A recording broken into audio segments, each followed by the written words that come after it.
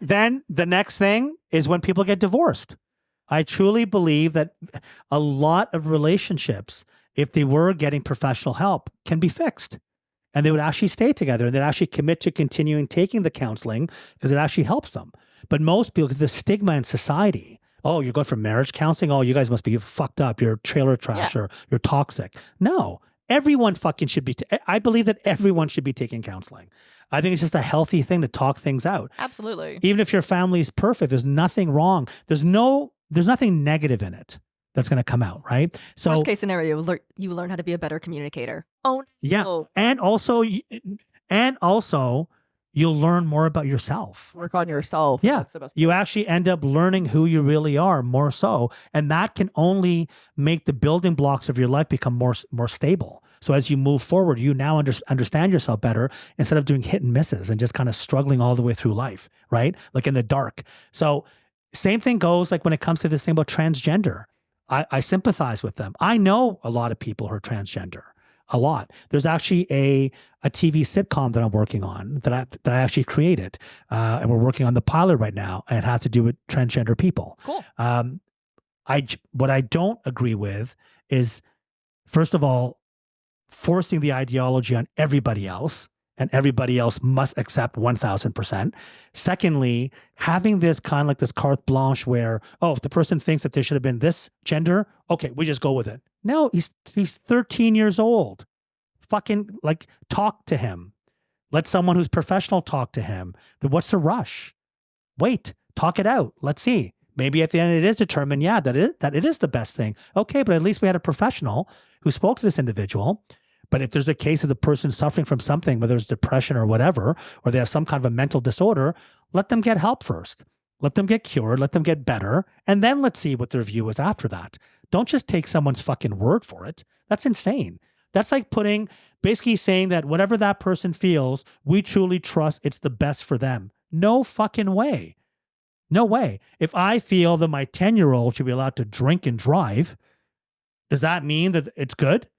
Or if my 10-year-old feels that she should be allowed to drive a car because she sees me driving? No, she's fucking 10. There's rules put out for that. Even like tattoos. There's no law, there's no government law with tattoos. But every single tattoo parlor has a rule that you must be over 18. Or 16 with a parent. Yeah. Signature. And why is that? And now let's look at another like a law. So what's the age of consent in Canada or in Ontario? 16. So I've got to be 16 years old to be able to use my dick, but I can be 10 to make a decision to chop it off. Come on. If at 10 or 12 or 13 or 14 or 15, you don't think I'm mature enough to have sex, but at 10, I have the mental capacity to tell you that I want to chop my dick off. So do you actually have any numbers for 10-year-olds who are going through gender reaffirming care?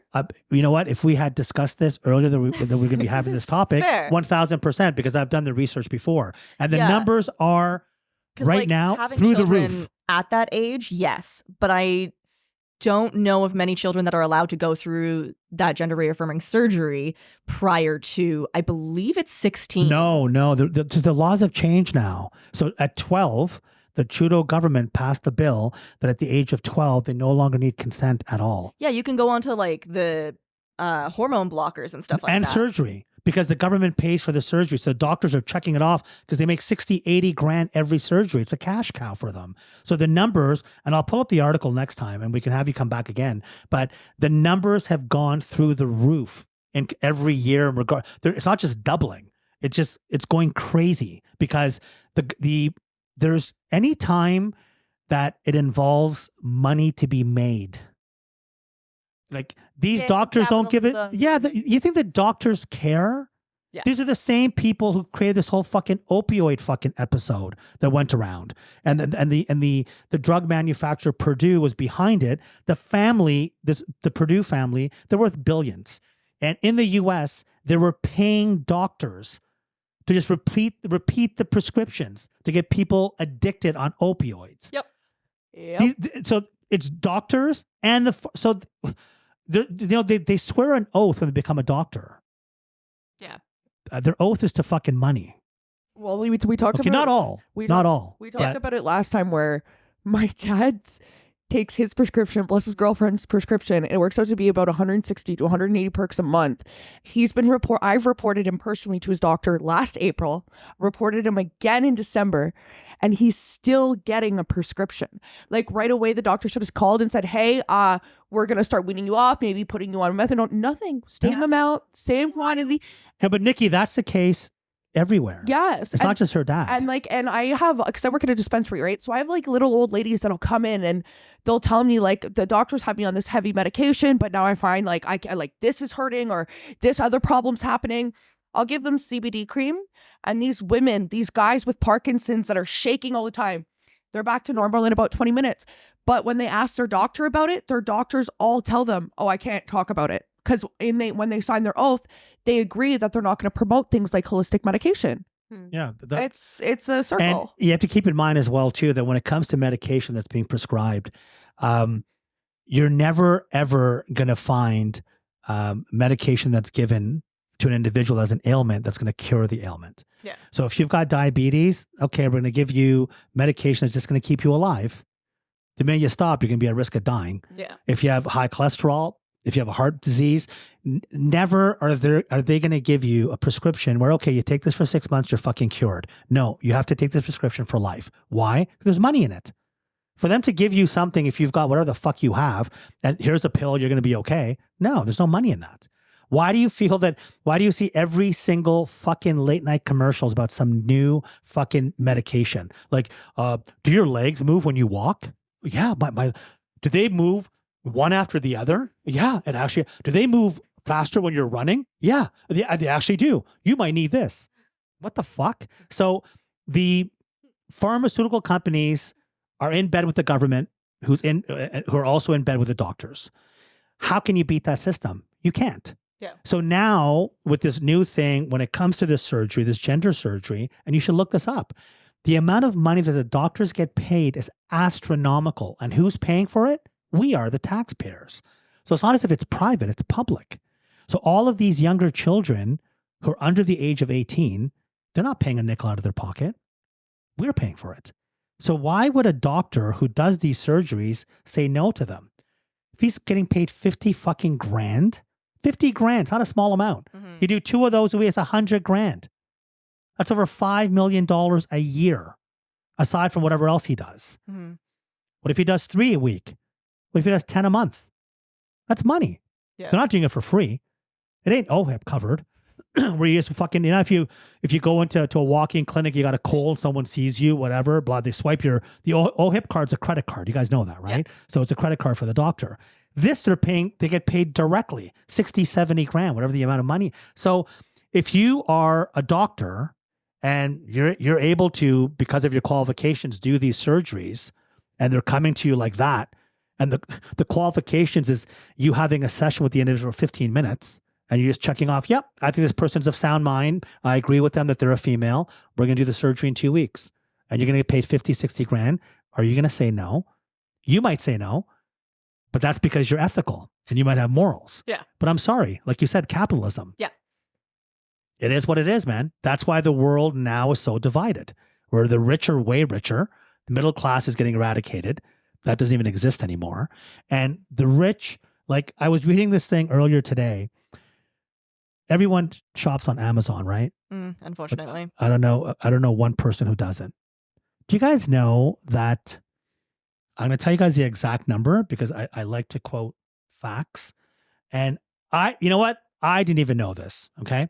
And when I read, my daughter, who's 8 years old, told me, it's like, Baba, how do you not know this? It's all over the internet. So Amazon, there's a company that's called Scams Info, okay? And they were saying that over 1/3, and sometimes almost, close to a half of the reviews that are on Amazon are fake. Oh, yeah. Absolutely. Like how? Without a doubt. Yep. So the number one is this from Scams Info, okay? Number one category with percentage of fake reviews. What do you guys think it is? Like I'm saying electronics or whatever.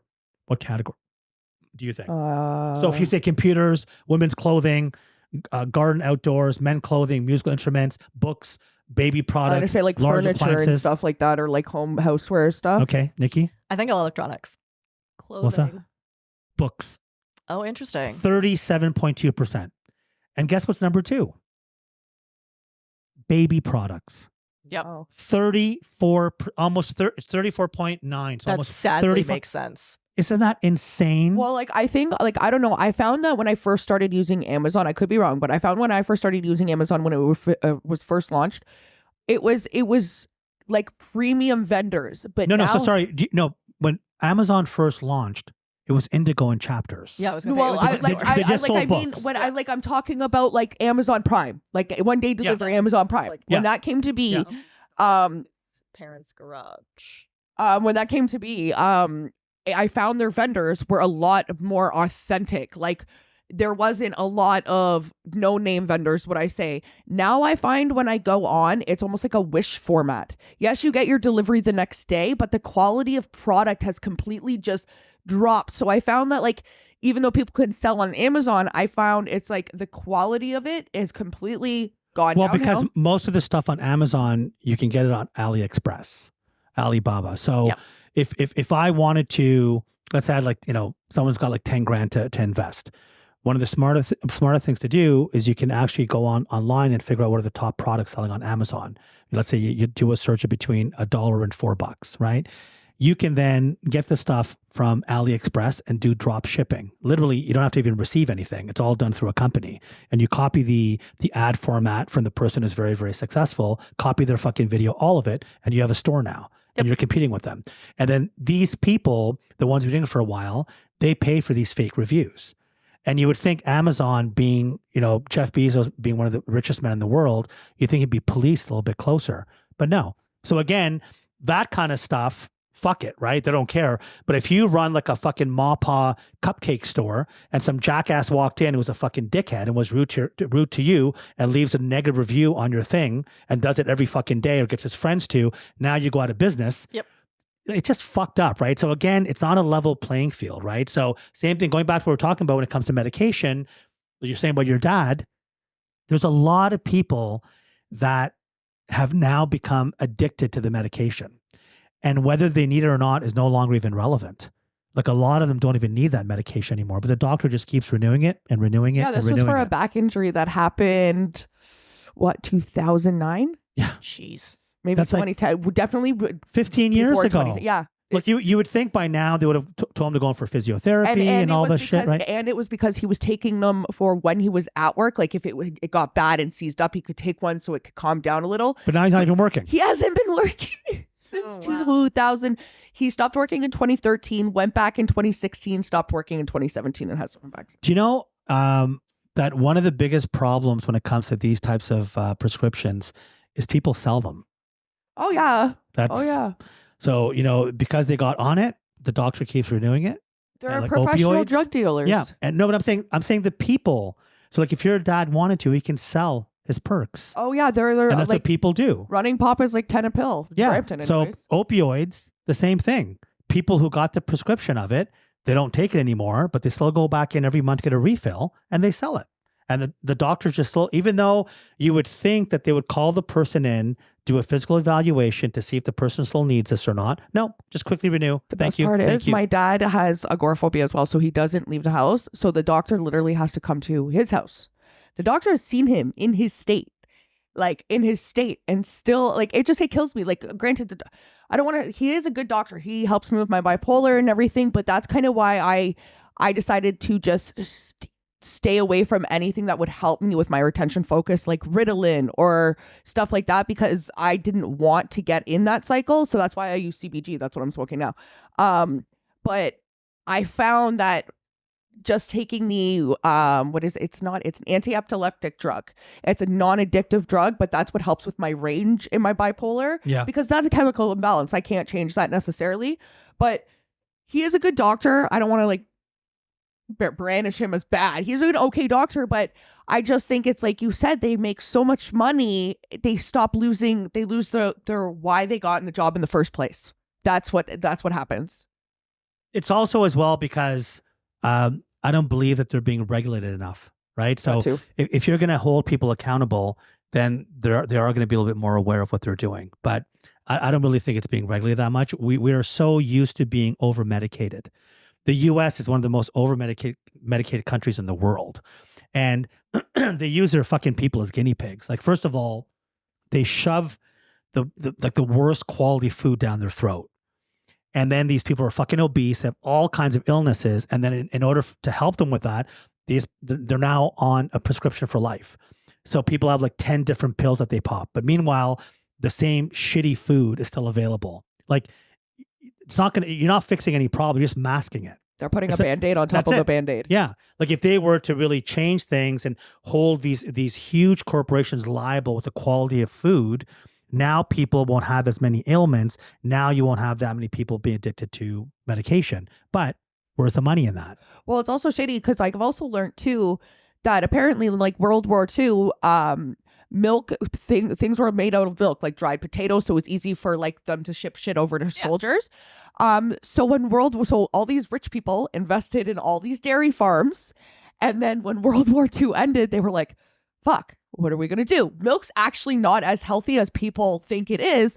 So what did they do? They said, fuck, let's come out with all these promos, the Got Milk ads, the Got Milk wrap. That's what, like, all that stuff was, it's all propaganda because they were like, we still need to make our money back somehow.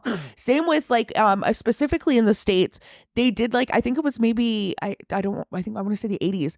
There was like an abundance of agriculture. It was like almost 2 times the limit. And that's why they have double the food portions that we have, which again causes their like obesity. So I see how they played the long con with their people. Yeah, there's a similar story with like bacon too. Like they were trying to push and like promote bacon just to use up the scraps of meat or whatever. Yeah. It's disturbing. Yeah, it is. But the sad thing is that most of us are too busy just surviving, that when you start talking about this stuff, it's like, oh, whatever, whatever. And a lot of people will think that it's some conspiracy theory, what you're saying about milk or, big pharma. No, big pharma, they're fucking criminals. Look at COVID. Give me a fucking break. Like, in the past, I remember when I was younger, I got a tetanus shot when I was like, I think like, I don't know, 7 or 6. Yeah, I got one for life. Yeah. You have to go back and get one again. But with fucking COVID, you get one, another one, then booster 1 and booster 2. Why? Because they purposely make sure that the vaccine that you get is going to fizz out. So you have to go back in again and get it again. That's why before, when it comes to measles and mumps and all that type of fucking bullshit, they made sure when we got our vaccine, it was a one-time thing. Not something. Yeah, but these guys now, people like Pfizer, they're smart. They realize, well, you know what? If we give them a one-time vaccine only, where's the money in that? Let's make this thing less potent. And, so after 6 months, it fades away. The people have to come back again. And the beauty is, the way that they brainwash us, we don't pay for it. The government pays for it. No, but you're paying for it. It's from tax money. And the government signs all these deals and orders all of them and then tells us to go and get them done. It's just fucked up.